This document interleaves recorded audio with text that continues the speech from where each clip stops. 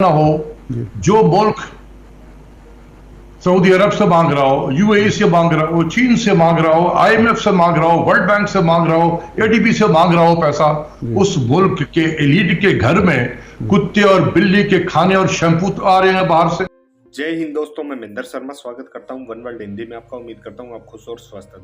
दोस्तों देखिए, आपने जैसे क्लिप क्योंकि अभी पाकिस्तान के हालात ये हो चुके हैं कि पाकिस्तान के प्रधानमंत्री इमरान खान को अब शर्म भी आने लगी है, क्योंकि पाकिस्तान में अभी बढ़ते पेट्रोल से जो हालात पाकिस्तान में पैदा हुए हैं, तो एक चर्चा का विषय वहाँ शुरू हो चुका है कि कहीं न कहीं इमरान खान ने पाकिस्तान को तबाह कर दिया है, क्योंकि ये अब ना ही तो इमरान खान IMF जाने के लायक रहा है और ना ही किसी दूसरे देशों के आगे कटोरा फैलाने लायक रहा है। तो कहीं ना कहीं आज पाकिस्तान की आवाम का जो खून निचोड़ा जा रहा है, जो पेट्रोल और डीजल के रेट बढ़ाए जा रहे हैं, उनके कंपैरिजन में अगर देखे जाए तो जो आज पाकिस्तान पेट्रोल और डीजल खरीद रहा है वो रेट बहुत ज़्यादा कम है और पिछले सालों के कंपैरिजन में। तो कहीं ना कहीं आज पाकिस्तान के बुद्धिजीवी भी अब पाकिस्तान इमरान खान को कोसने लग गए हैं और बोलने लग गए हैं कि कब हमारा पिंड IMF से छूटेगा और कब हमारा पिंड इन कर्जों से छूटेगा जो बैरूनी मुल्कों से हमारी हुकूमतें लेके आई है। क्योंकि आज तक पाकिस्तान की किसी भी हुकूमत ने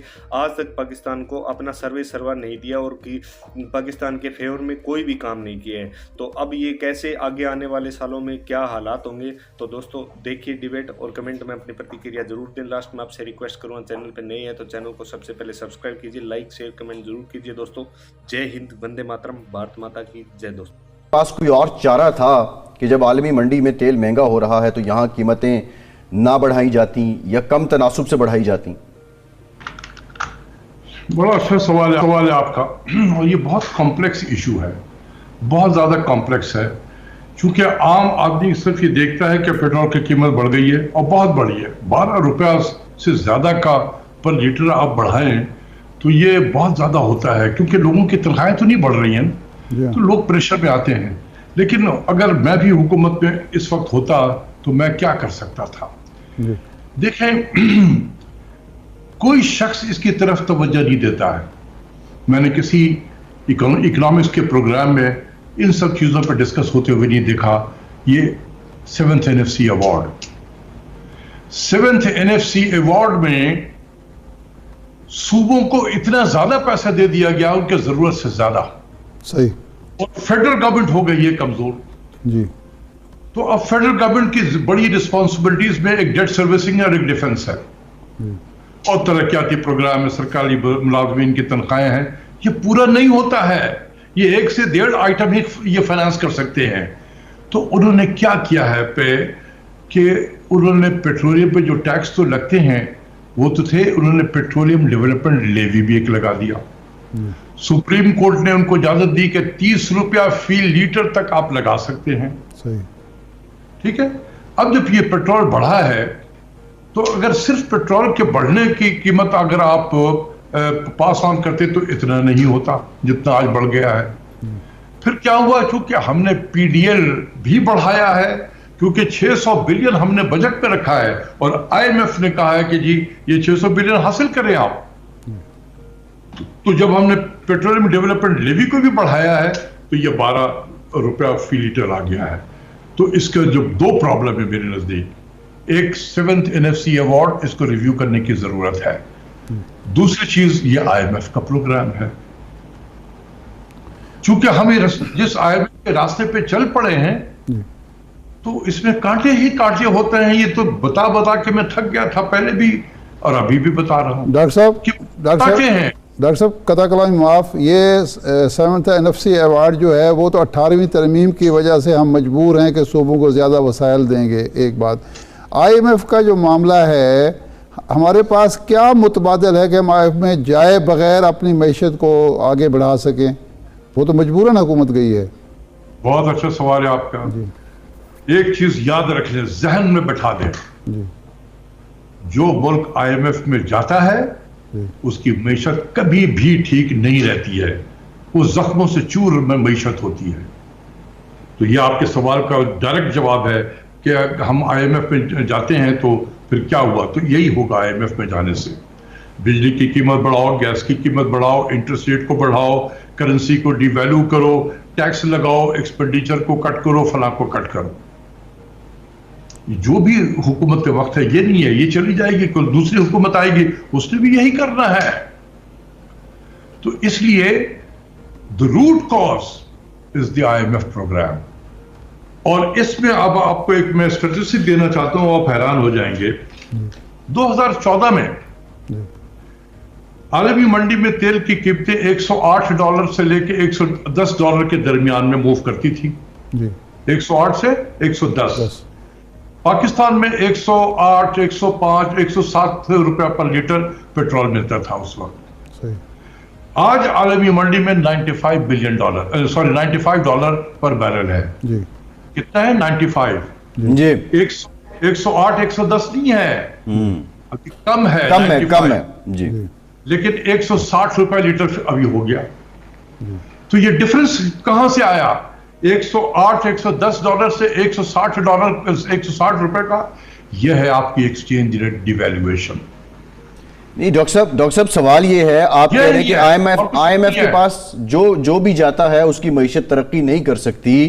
हुकूमत क्या करे अगर IMF के पास ना जाए? तो बाकी डोनर्स एजेंसी ने हमें कर्ज नहीं देना, जब वो कर्ज नहीं देंगे तो हम कर्ज उतारेंगे कैसे? इकोनॉमिक ग्रोथ सिर्फ नंबर्स में हो रही है, उसकी रिफ्लेक्शन अवाम में नजर नहीं आ रही है। हल क्या है? हम तो आपसे हल पूछना चाहते हैं कि अगर IMF के पास नहीं जाना। बहुत अच्छा सवाल, हल बताता हूं आपको जी, बिल्कुल हल बताता हूं।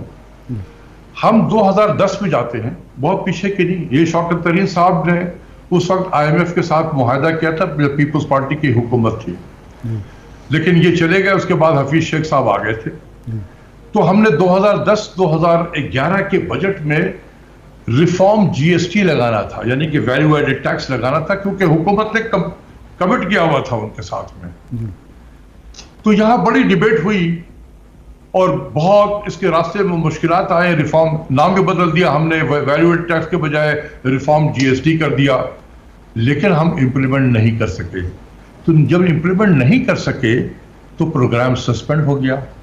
जब प्रोग्राम सस्पेंड हो गया मई 2010 में, तो क्या पाकिस्तान में क़यामत टूट पड़ी थी? क्या ये वर्ल्ड बैंक और ADB अपनी दुकानें बंद करके घर चले गए थे? ये कारोबार चल रहा था उसी तरीके से। आज हमारे अंदर गट्स है, हम कहेंगे ये हम इंप्लीमेंट नहीं कर सकते। ये क्या होगा? सस्पेंड हो जाएगा, जैसे मई 2010 में सस्पेंड हो गया। तो क्या फर्क पड़ गया था? आपको 90 की दिहाई पता है कि हर 2 से 2.5 साल के मुद्दत में एक गवर्नमेंट आती, दूसरी चली जाती, और हम मुसलसल IMF के प्रोग्राम में रहते थे। एक ट्रांश लिया और जब उसकी बारी आई इंप्लीमेंट करने की, हम हट गए IMF के प्रोग्राम से। तो क्या क़यामत टूट पड़ी थी पाकिस्तान में पूरी 90 के दिहाई में?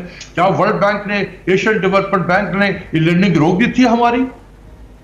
देखें, ये एक इकोसिस्टम IMF का डेवलप हो गया है इस्लामाबाद और लाहौर में। अच्छा, वही ये लोग डराते हैं इसी तरीके से कह कर। अच्छा, ठीक है। प्राइम मिनिस्टर के सामने एक साहब ने, हमारी मीटिंग हो रही थी, एक साहब ने पूछा कि मैंने उससे कहा कि जी आप बॉन्ड फ्लोट करें, आपको डॉलर मिलेंगे। उन्होंने कहा नहीं हम कैसे फ्लोट कर सकते हैं, अभी तो हमारे IMF के साथ बातचीत भी तय नहीं हुई है। तो मैंने कहा कि भाई साहब, हम IMF के प्रोग्राम में नहीं भी थे, उस वक्त भी हम जाके बॉन्ड फ्लोट करते थे। तो क्या क़यामत टूट गई थी जी? तो ये एक इकोसिस्टम है जिसने डरा दिया, और आप भी उसके डर में आए हुए। डॉक्टर साहब बड़ा इंपॉर्टेंट पॉइंट है। एक डॉक्टर अशफाक हसन साहब हमारे साथ मौजूद हैं। डॉक्टर साहब, IMF के प्रोग्राम से अगर हुकूमत निकल आए तो ये अवाम पे दबाव भी कम पड़ेगा। तो हुकूमत निकलती क्यों नहीं है? क्यों अपनी साख जो है इस IMF की वजह से मजरूह कर रही है? मजबूरियां क्या हैं हुकूमत की? फिर ये मजबूरी है, ये कम हिम्मती है, या ना तजर्बाकारी है? डॉक्टर साहब, बहुत अच्छा सवाल है। देखें, अभी 2010 के जो उस वक्त शौकत तरीन साहब थे, आप इनसे ही किसी दिन प्रोग्राम कर लें और ये कहें कि जब उस वक्त की हुकूमत 2010 मई में IMF के प्रोग्राम से निकल गई थी, क्योंकि वो रिफॉर्म GST इंप्लीमेंट नहीं कर सकती थी अपने बजट में, तो प्रोग्राम खत्म हो गया था। तो उसके खत्म होने के बाद क्या पाकिस्तान में क़यामत टूट पड़ी थी? क्या वर्ल्ड बैंक ने लैंडिंग रोक दी थी? क्या एशियन डेवलपमेंट बैंक ने लैंडिंग रोक दी थी? हरगिज नहीं, ऐसे ही कारोबार चल रहा था। जब मैंने कहा ना कि ये इकोसिस्टम डेवलप हो गया है बड़ा डीप इस्लामाबाद में और लाहौर में, और यही लोग प्राइम मिनिस्टर को डराते रहते हैं। पहले भी इन्होंने डराया ये कहकर प्राइम मिनिस्टर को, हो सर अगर नहीं गए तो बड़ी बर्बादी। डॉक्टर साहब कथा कलाम आप, प्राइम मिनिस्टर कहते हैं मैं तो अल्लाह के सिवा किसी से नहीं डरता, मैं तो अमेरिका से नहीं डरता, तो इन लोगों से कैसे डर जाते हैं वो? देखिए मैं तो यही तो आपके प्रोग्राम के जरिए से अगर सुने प्राइम मिनिस्टर साहब तो वो मेरी बात को सुन ले कि जी देखें IMF के प्रोग्राम से आप निकल जाते हैं, ये बताया गया है कि जी सारे लोग आपके लैंडिंग रोक देंगे, तो क्या माजी में ऐसा हुआ है? रुक गया था लैंडिंग। सही। हम तो हर 90 के दहाई में 2.5 साल हुकूमत चलती थी, और एक हम Pakistan was known as a one trans country. जब मुआहदा करते थे पहले किस्त मिल जाती थी, और उसके बाद दूसरी किस्त के लिए जब उनके रिव्यू आता था, उनका मिशन आ रहा है कि भाई वो आप इसको इंप्लीमेंट करें, हम इंप्लीमेंट नहीं कर सकते थे, तो प्रोग्राम खत्म हो गया। तो क्या हो गया था? प्रोग्राम खत्म हो गया। तो क्या वर्ल्ड बैंक ने और एशियन डेवलपमेंट बैंक ने लैंडिंग रोक दी थी 90 के दहाई में? भरपूर तरीके से कर्जा देते रहे। भाई उनकी प्रमोशन जो है, उनकी परफॉर्मेंस जो है इन वाशिंगटन या मनीला में किस तरीके से डिटरमिन होती है कि डॉक्टर साहब उस वक्त हमारी कोई साख बेहतर थी। अब तो हमारे जो दोस्त मुल्क जो ग्रांट दिया करते थे वो भी 4% सूद पर कर्जा में दे रहे हैं, तो हम कहाँ से लेंगे? कोई भी नहीं देगा अगर IMF से भी ना लें तो। आप अपने बेल्ट को टाइट तो करें ना यार। जिस मुल्क के जेब में पैसा ना हो, जो मुल्क सऊदी अरब से मांग रहा हो, UAE से मांग रहा हो, चीन से मांग रहा हो, IMF से मांग रहा हो, वर्ल्ड बैंक से मांग रहा हो, ADB से मांग रहा हो पैसा, उस मुल्क के एलीट के घर में कुत्ते और बिल्ली के खाने और शैम्पू आ रहे हैं बाहर से। कौन दे रहा है? डॉलर। हम दे रहे हैं डॉलर। वही एलीट 4000 सीसी की गाड़ियां इंपोर्ट कर रहे हैं। कौन दे रहा है? डॉलर। हम दे रहे हैं डॉलर।